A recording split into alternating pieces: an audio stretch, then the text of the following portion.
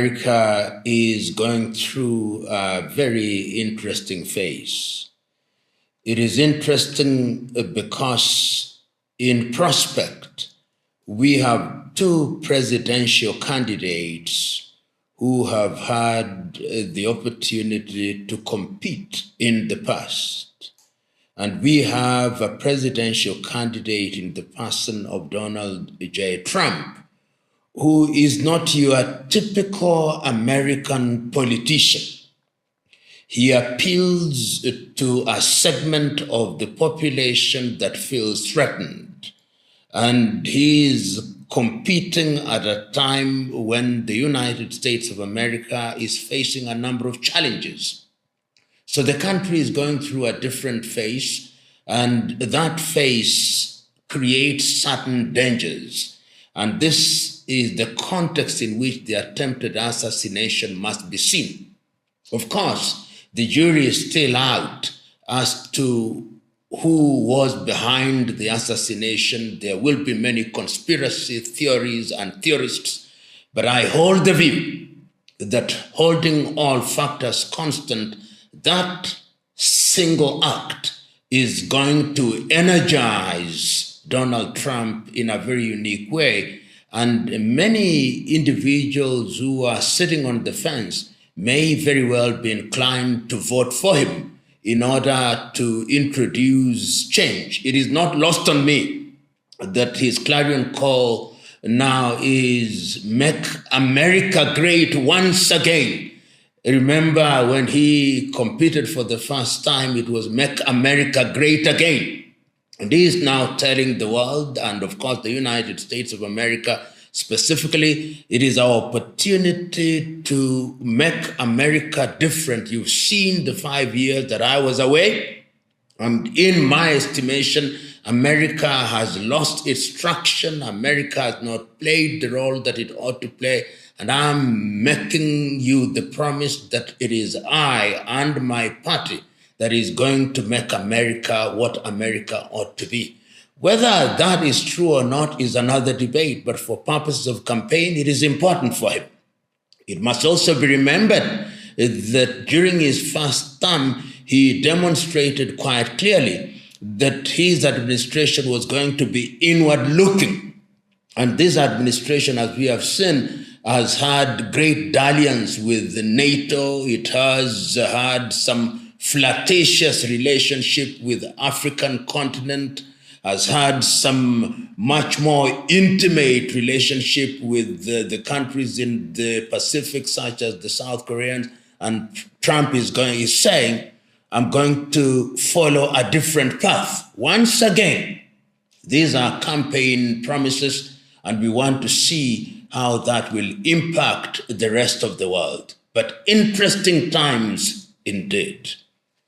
After 2 days, I think, or 2 days after the assassination attempt, the President Joe Biden told Americans, let's lower the political temperature so that we do not have a situation where we solve our problems in this manner. And that manner means through violence. The former President Barack Obama is also on record as saying that America ought not to follow the path of violence. And it sends one clear message that American politics is now taking a turn, which is very dangerous, that the American political divide is now so very dangerous that in the eyes of some, even eliminating candidates would be one of the ways of resolving these problems. Of course, I'm saying this acutely aware that the question as to who or which organization or individuals were behind the assassination. But it is important to note that there are conspiracy theorists out there who hold the view that this was an attempt to eliminate a candidate who is likely to win the elections. And it sends a clear message to the world that there is no perfect security. Even a country that is in the habit ordinarily of telling others and warning others using their security system that they are in danger is also susceptible to danger herself. And it also sends a clear message that there is nothing like perfect security. But we must also look at the historical context. Assassinations are not things that are known to America. We knew in the 1960 John F. Kennedy was assassinated. Ronald Reagan survived an assassination attempt, and outside of politics, we know that individuals like Martin Luther King Jr. were assassinated, Malcolm X was assassinated. But of course, it is at a different level when a candidate whose rhetoric is sometimes deemed to be vitriolic is the subject of an assassination attempt. It sends a very dangerous message and also serves to demonstrate that the political divide in the United States of America is widening by the day. The demographies are changing quite dramatically, and that must never be ignored. There are those who hold the view that the rise in the numbers of Hispanics and Blacks threatens the base of the white population, and these are things that cannot be wished away. And therefore, there is a combination of factors which defy simplistic and simple analysis and answers, but dangerous times in the United States of America.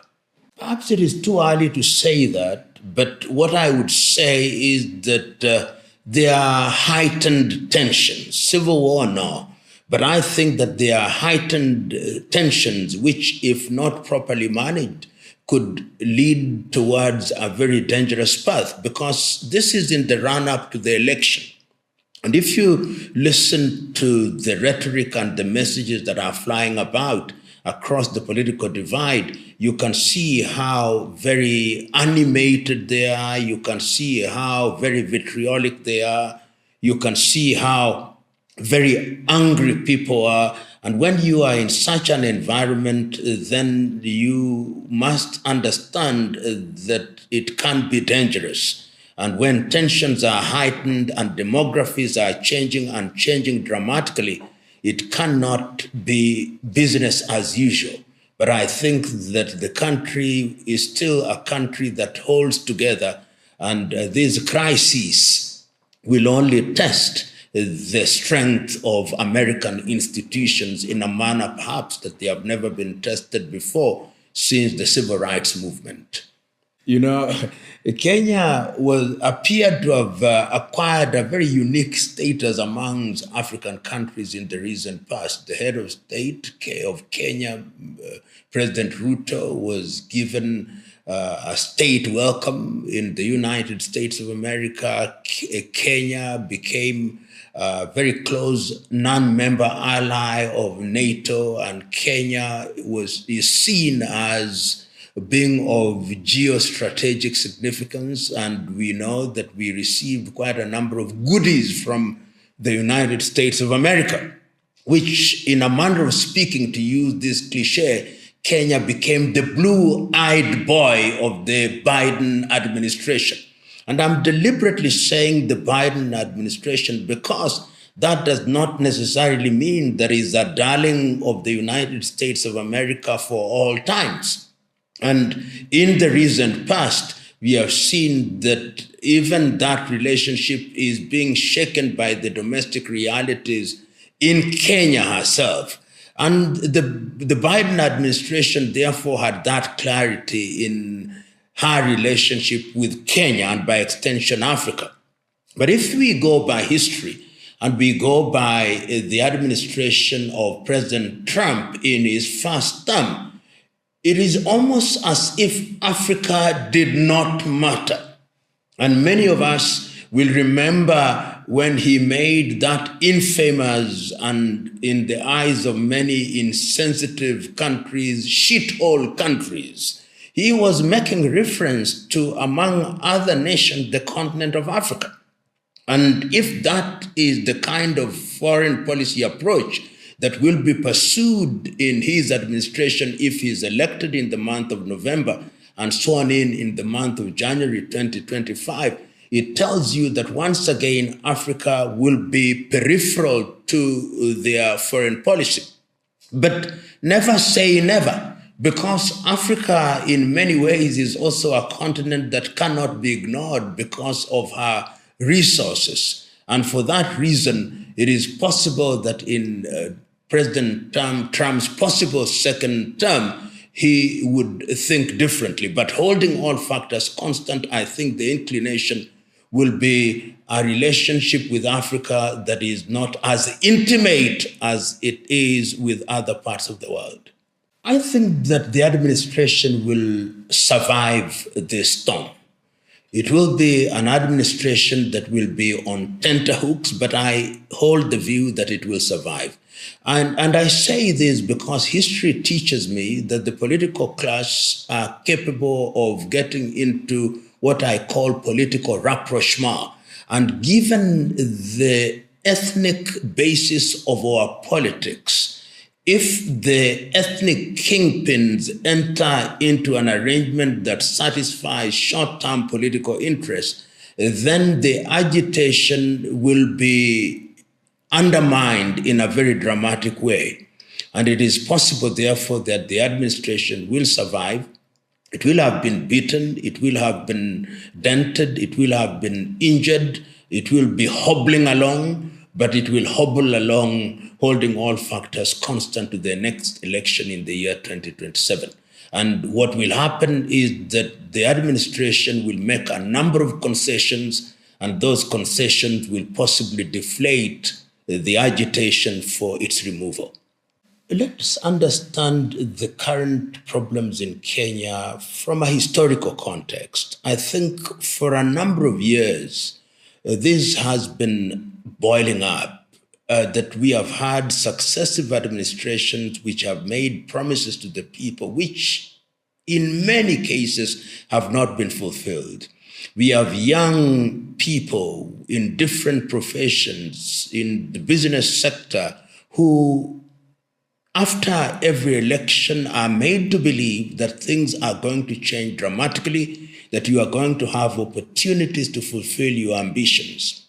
And this has not happened, with the consequence that we have had these young people to be in a corner where they are not only angry but hungry. They are not only helpless but hopeless. We thought they were helpless, but we now know better.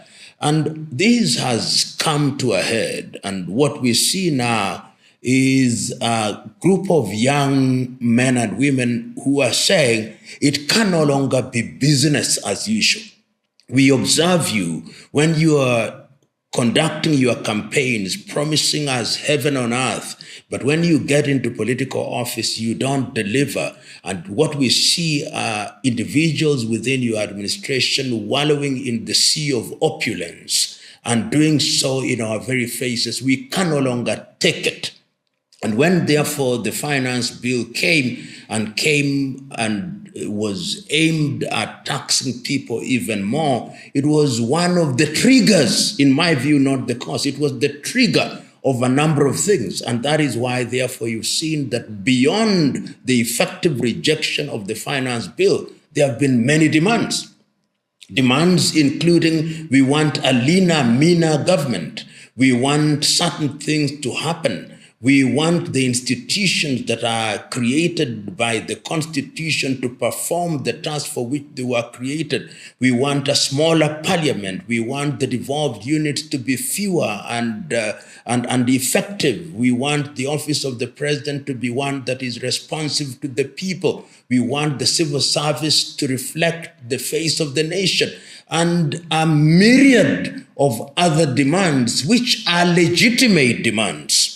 And we have already seen that the President of the Republic of Kenya, William Ruto, has conceded to some of those demands. First of all, it started with the effective rejection of the finance bill and subsequently removing the budgetary allocation to unconstitutional offices, and thirdly, dissolving his cabinet. And the demands are coming up by the day. The message that is being sent to the president is, we want change.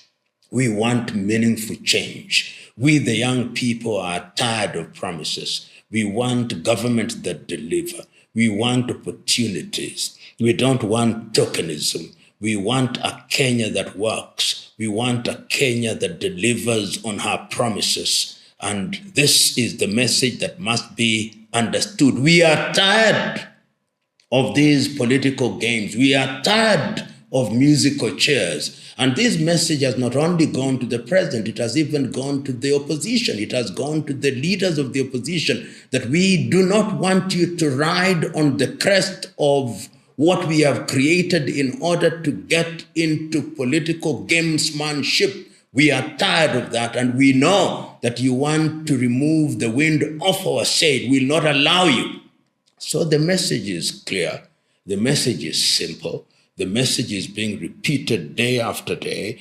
And the net effect of it is that the country does suffer. And the sooner that this is resolved, the safer the country is. Because as all of us know, whenever there are threats of occupation of critical institutions such as parliament, such as the State House, which is now blocked from public access, then the business community suffers, the economy suffers, and indeed the question is, for how long will this go on?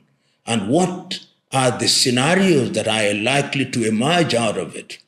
It is the duty of those who are charged with political responsibility to get the country out of this muck and mire, because if it continues in this way, then the country is in danger. The country is on tenterhooks. The country is at crossroads. And the sooner this is done, the sooner that the administration realizes that it's not business as usual, the safer this country is. And we must remind ourselves that countries can be lost. And indeed, countries have been lost. And it takes a long time to repair a country when it has been lost.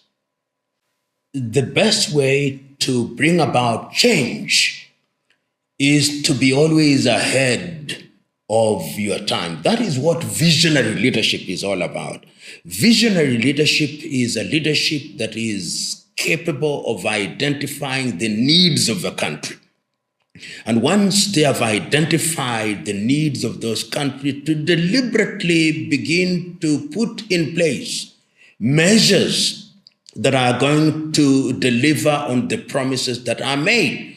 If, for example, we recognize that opportunities, employment opportunities, are necessary in order to absorb the young men and women who are graduating from institutions, it's the role of government to create an enabling environment.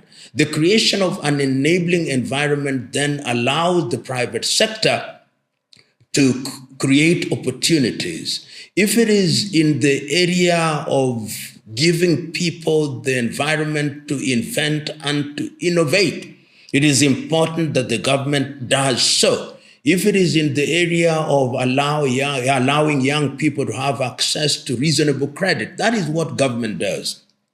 But when a government or an administration gets into power and has overpromised and is seen to be reneging on the promises that they made, then the reaction will be as we have seen it.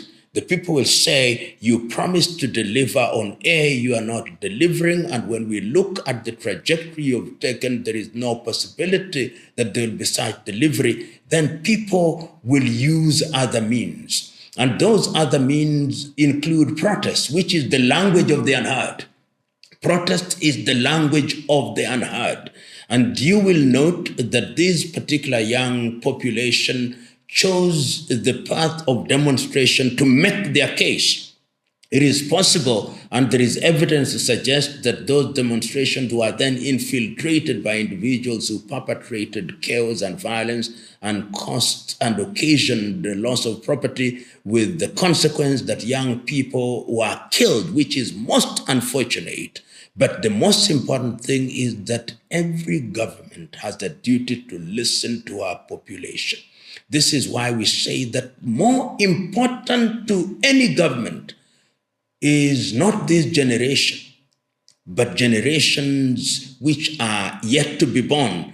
And of course, this generation is also critical because any society that does not pay regard to her young men and women is a society adrift and a giant headed to the rocks. And that is where we now find ourselves, because these individuals also say we are leaderless, we are tribeless. And one of the things that is important now is that we must have a structured engagement with government. And that government must be a government that is prepared to deliver on time-bound promises. Time is of the essence in this arrangement. Otherwise, history has demonstrated that if you don't take care of this kind of engagements, or if you don't take care of this kind of degeneration, rather of agitation, then it can degenerate. Remember, this is not the first time that we have had agitation from young people. History is replete. In the 1908, we remember how the Turkish administration was overthrown, gave birth to the famous English saying, Young Turks in 1908. We remember the agitation that took place in Europe during the rise, the student movement. We remember what took place in South Africa with the Soweto massacres. You remember what took place in China during the Tiananmen Square in 1980s, what took place in South Korea in 1980s, what took place during the Arab Spring in our very lifetime. And you can see that the agitation that have taken place in Kenya is also being emulated by other young Africans. I've seen the Nigerians take a cue from it, the Zambians take a cue from it, Malawians take a cue from it. So it is a message that there is some restlessness amongst young people because the economies are not performing for them. There's some restlessness because they are not benefiting from the dividends of government, but they can see a small percentage of individuals enjoying and swimming in largesse, and that they cannot tolerate, and that must stop. And if it doesn't stop, it will be checked. You see, every agitation, every protest must have an end game. What is the end game? This is the first question that we must ask ourselves. Is the end game to have all the demands met? And if the end game is to have all the demands met, is there an opportunity for constructive engagement? What some people don't want to hear. Is there an opportunity for dialogue? And what I heard the Kenyan youth saying, and what I hear them saying through the various platforms, is that if there is going to be engagement, we don't want an engagement amongst the political players in any event. These political players who are pretending to engage on our behalf, most of them have been in the political arena for the last 30 years. At one time, they're on the same side. At another time, they're on separate sides. And we know what they have been doing. They only do that which is in their best interest to the exclusion of all else. If you want to engage, engage with us. It is us who have raised these issues.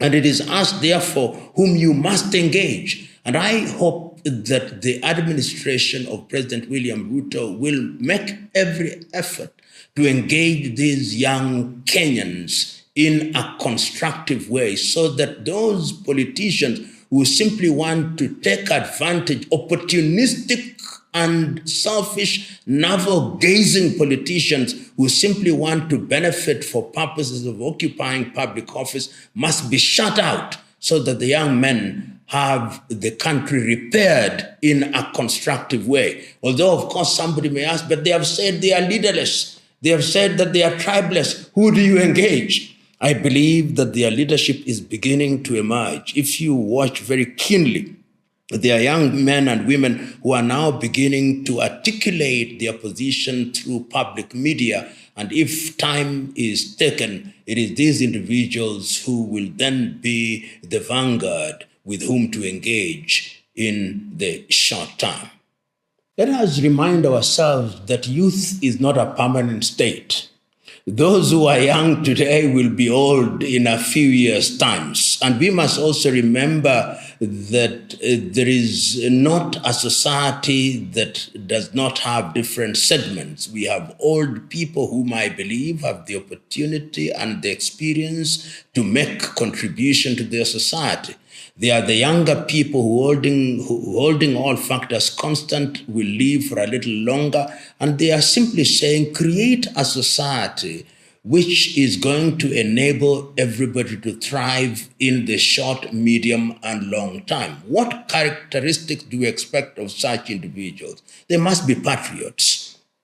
They must be young men and women who know and understand the dynamics of the purpose of politics. The whole idea of politics and the constitution of governments throughout the world and throughout history has been to create an environment where men and women have the opportunity to express themselves and to use their talent, intellectual and otherwise, for the benefit of improvement of the quality of the people's lives in all sectors, whether it's in education, in health, or in agriculture. So they must be knowledgeable.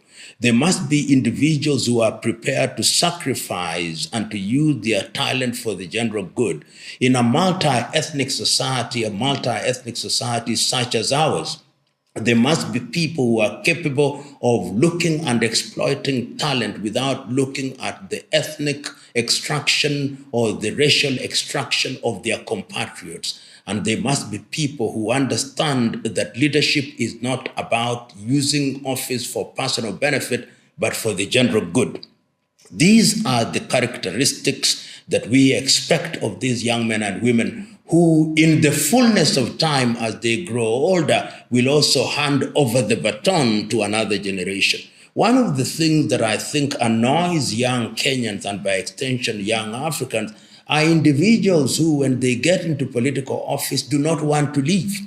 At age 70, they still want to be youth leaders. At age 80, they still want to claim to be youth leaders. They do not want to give opportunity for younger people to serve their countries. And this, I think, is something that must stop. Individuals who have been with us here since the 1980s in the political class had better do the right thing. Simply get out.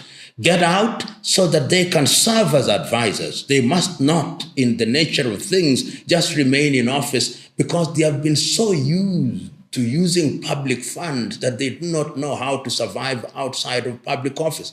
And there is no shortage of them in Kenya and in Africa. And the youth are saying, no, your time is up. I hope so. I hope that young people now see the value. Who do you vote into office?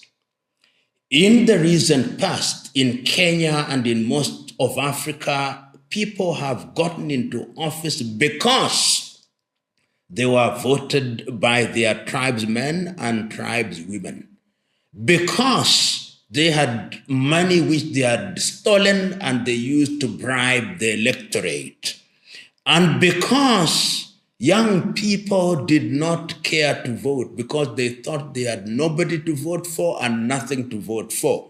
With the consequence, therefore, that we have ethnic bigots in office, with the consequence that we have individuals who ought not to be in office running the affairs of the country. And we are now recognizing that that is a trend that must not be allowed. My hope is, as long as we continue to use the ballot, that young people have now recognized that if they want to change things through the ballot, they must, number one, have the voting card. Number two, they must wake up to vote. Number three, they must protect their vote. In the last general elections held in the Republic of Kenya, we know that nearly 8 million people did not vote. If they had come out and voted, perhaps we would have a different dispensation. So I hope that message is going out loudly and clearly to the young Kenyans and by extension young Africans. As long as the medium of getting political leadership is the ballot, it is important that you become an individual who is in civic engagement through voting. And that is the way to go. Otherwise, the political environment will always be manipulated, and we'll always have individuals who know how to manipulate the ballot, and the consequences can be dire. Politics must no longer be understood in the manner in which it has been understood. Things are changing dramatically and in a very dynamic manner. We have a generation almost throughout the world who are not prepared to wait. They want what I call microwave solutions, instantaneous solutions. They can no longer afford the luxury of waiting. But let us look at it in the context of history. I think it is a British politician, Winston Churchill, who once said that a democracy is perhaps one of the worst forms of government until you look at the other forms of government.